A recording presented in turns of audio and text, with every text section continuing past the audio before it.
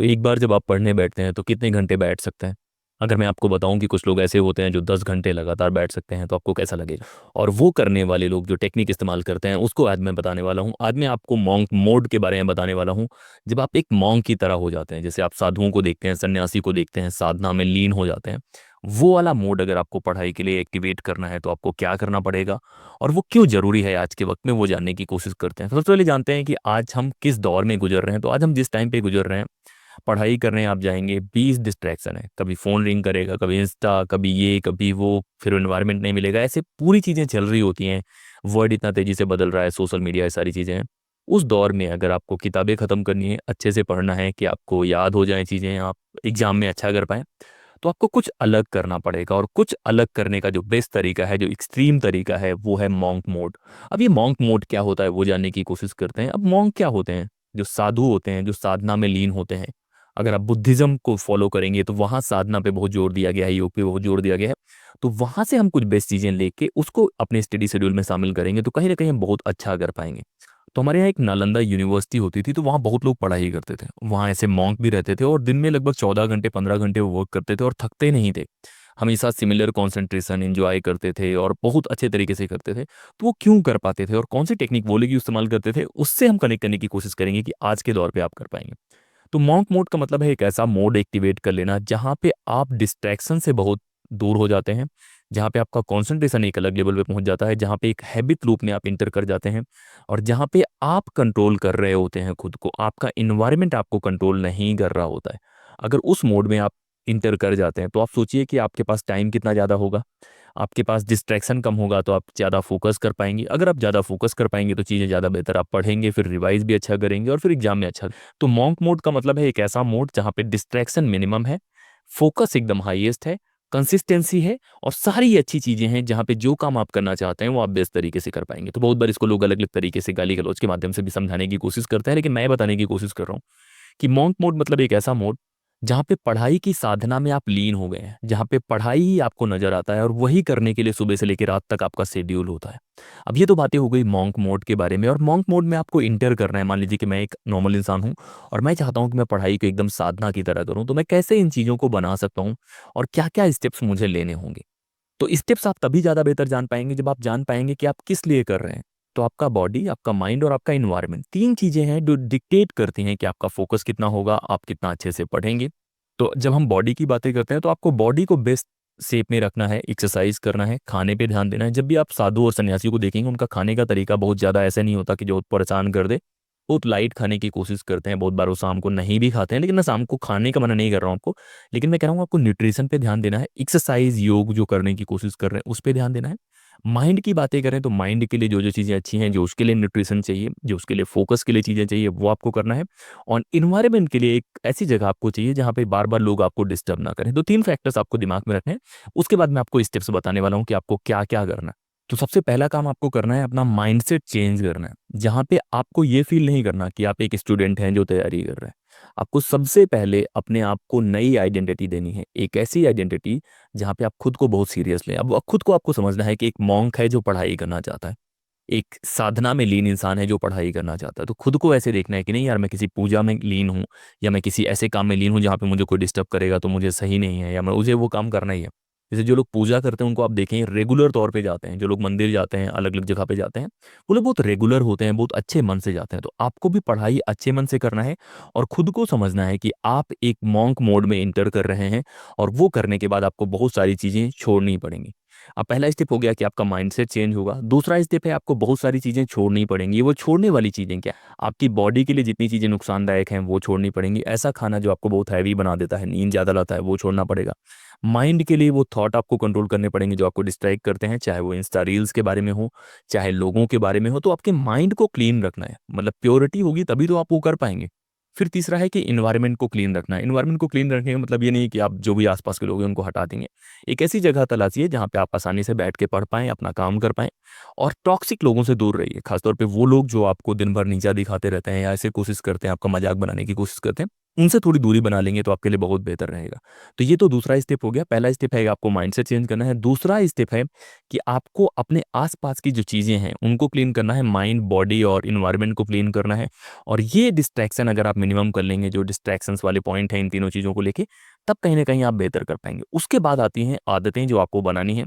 पहला जो आदत है वो है डीप वर्क का। मतलब तीसरा स्टेप आपको करना है कि आपको एक डीप वर्क का कॉन्सेप्ट समझना है। डीप वर्क मतलब जब आप मॉन्क मोड में इंटर करते हैं तो कुछ काम बहुत इंपॉर्टेंट होते हैं जिनमें मैं रिवीजन को बहुत ऊपर है।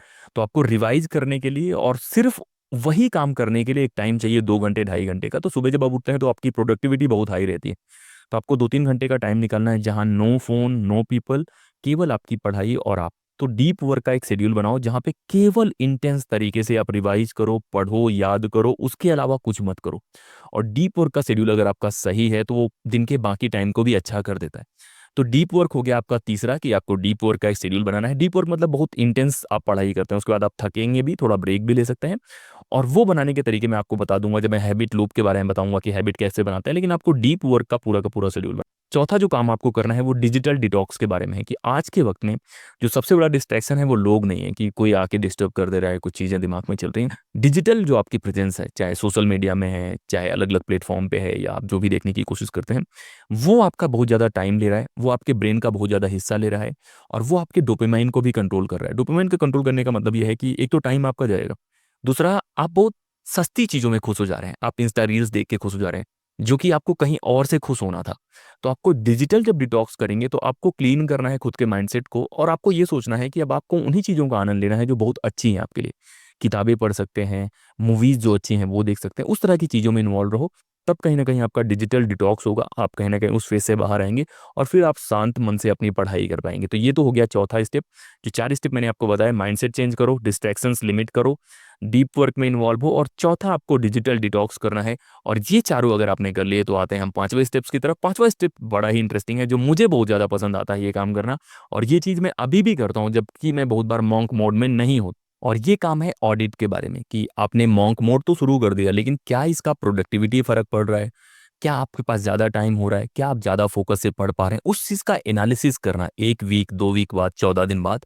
और वो आप करेंगे तो आपको कुछ और कमियाँ नज़र आएँगी कि यार ये चीज़ अभी फुल प्रूफ नहीं है, ये मैं बहुत अच्छे से नहीं कर पा रहा हूँ। माइंडसेट चेंज कंप्लीट नहीं है, या डिस्ट्रैक्शन अभी कंप्लीटली लिमिटेड नहीं है, डीप वर्क बहुत अच्छे से नहीं हो पा रहा है, या डिजिटल डिटॉक्स बहुत अच्छे से नहीं हो पा रहा है। तो वो ऑडिट ज़रूर करना है। मैं बहुत बार बोलता हूँ कि आप बहुत सारी चीज़ें करेंगे, लेकिन उनको ऑडिट करने की कोशिश कीजिए। जैसे सुबह आप जाते हैं कहीं मेले में जा रहे हैं, तो आपके पास मान लीजिए 1000 रुपए है, तो वापस आते हैं तो आप कैलकुलेट करते हैं ना कहाँ खर्चा हुआ, कैसे खर्चा हुआ। तो वैसे ही आपका टाइम है, वैसे ही आपका हैबिट है, उसको भी आपको एनालाइज करना है कि यार कहाँ-कहाँ मिस्टेक्स हो रही हैं, कहाँ चीज़ें हो रही हैं। तो ये मैं बहुत लोगों को बोलने की कोशिश करता हूँ कि पढ़ाई भी एक साधना ही है। जैसे आप जब पढ़ाई करने जाते हैं, बैठते हैं, आपको एक सुकून मिलता है, आपको ज्ञान मिलता है, आपको शोहरत मिलती है, पैसा मिलता है। तो पढ़ाई एक मीडियम है जिसके माध्यम से आप बहुत कुछ कर सकते हैं।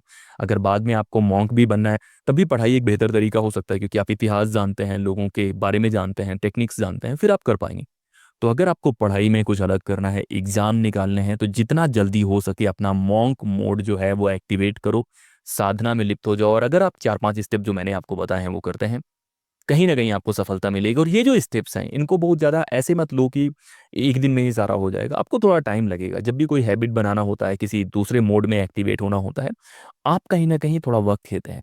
लेकिन अगर आप क्रिकेट खेलते हैं, बाकी चीज़ें खेलते हैं, तो उससे कनेक्ट करके देखने की कोशिश करो कि जब आप बैटिंग कर रहे होते हैं, लास्ट के 2 ओवर बाकी होते हैं, तो आप एकदम हर गेंद पे छक्का मारना चाहते हैं। वैसे ही है कि आपको एक अपने अंदर एक साधना वाला इंसान जगाना है, जो पढ़ाई के प्रति बहुत सीरियस है, और खुद को फ़ील करना है कि नहीं यार, अब से मैं ये काम करूँगा और एकदम साधना जैसे करूँगा। तो ये चीज़ें आप देख सकते हैं, इस तरह से आप प्लान कर सकते हैं। तो दोस्तों ये तो बातें थी मॉन्क मोड के बारे में, आप कैसे एक्टिवेट करेंगे उसके बारे में। और आपको स्मॉल स्टेप्स लेने हैं, तुरंत ही ऐसे नहीं कि पूरे टाइम किसी से बात ही नहीं कर रहे हैं। आपको धीरे-धीरे उस फ़ेज़ में जाना है जहाँ पे आप मैक्सिमम की तरफ बढ़ें, लेकिन स्मॉल स्टेप्स लेंगे तो आसानी से आपकी आदत बन जाएगी। और एक बार आपकी आदत बन गई तो आपको कोई रोकने वाला नहीं है। तो इस तरह से आप अपने अंदर का मॉन्क मोड एक्टिवेट कर सकते हैं। और अगर आप नहीं करेंगे तो कभी आपके फ़ोन में नोटिफ़िकेशन आ रहा है, कभी कोई आपका दरवाज़ा नॉक कर रहा है, कभी आपके माइंड में 20 चीज़ें चल रही हैं, उसके साथ पढ़ाई नहीं हो पाएगी। कि पढ़ाई के लिए फ़ोकस चाहिए, पढ़ाई के लिए कंसंट्रेशन चाहिए, पढ़ाई के लिए रिवीजन चाहिए, पढ़ाई के लिए बहुत सारी चीज़ें चाहिए। और वो सारी चीज़ें तभी मिल पाएँगी जब आप इस तरह के मोड में होंगे और इस तरह से चीज़ों को प्लान करेंगे। और आज कंपटीशन बहुत ज़्यादा है। तो अगर आप ये सोच रहे हैं कि बस ऐसे रैंडम आके पढ़ के मैं निकाल लूँगा एग्जाम, तो बहुत मुश्किल होने वाला है। तो अगर आपको कोई एग्जाम टारगेट करना है, अगर आपको कोई एग्जाम निकालना है या गवर्नमेंट जॉब करनी है, उस तरह की चीज़ें करनी है, तो आप ये वाला मोड एक्टिवेट करो। और ये हर एग्जाम में काम करता है। और इस तरह के मोड के बाद कहीं ना कहीं आप ज़्यादा कंफर्टेबल फील करेंगे, ज़्यादा अच्छा फील करेंगे।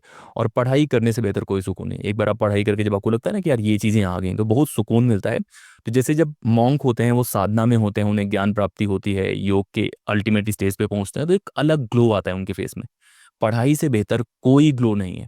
एक बार पढ़ाई अच्छे से करके देखोगे, आप खुश हो जाओगे। और खुशी एक बड़ा रीजन है आपके फेस पे ग्लो लाने का। तो जो लोग ज़्यादा खूबसूरत दिखना चाहते हैं, उनके फेस पे ग्लो आ जाए, ये सोचते हैं, आप पढ़ाई करो। जैसे मॉन्क लोग के चेहरे पे देखोगे ग्लो रहेगा, बहुत तेज चमकता रहता है, वो सारी चीज़ें होती हैं। तो जब भी आप पढ़ाई की साधना में होते हैं, आपके फेस पे भी आएगा अगर आप पढ़ाई करते हैं। तो इन सब चीज़ों के लिए बने रहिए ऐसे ही। और एक काम मैं भूल गया हूं आपको बताना, वो है कि सब्सक्राइब करना है, लोगों से सब्सक्राइब कराना है, और कमेंट करके बताना है कि आपका बेस्ट टाइम कौन सा है पढ़ने का, जहाँ पे आप बहुत अच्छा पढ़ते हैं, आपको लगता है कि आपका बेस्ट टाइम है। वो कमेंट करके बताओ, मैं आपके बारे में कुछ बताऊंगा। इस वीडियो में इतना ही। इंस्टाग्राम पे कनेक्ट करो, 1-to-1 बात कर सकते हैं, टेलीग्राम पे कनेक्ट करो। और ऐसे वीडियोस हम लोग लेके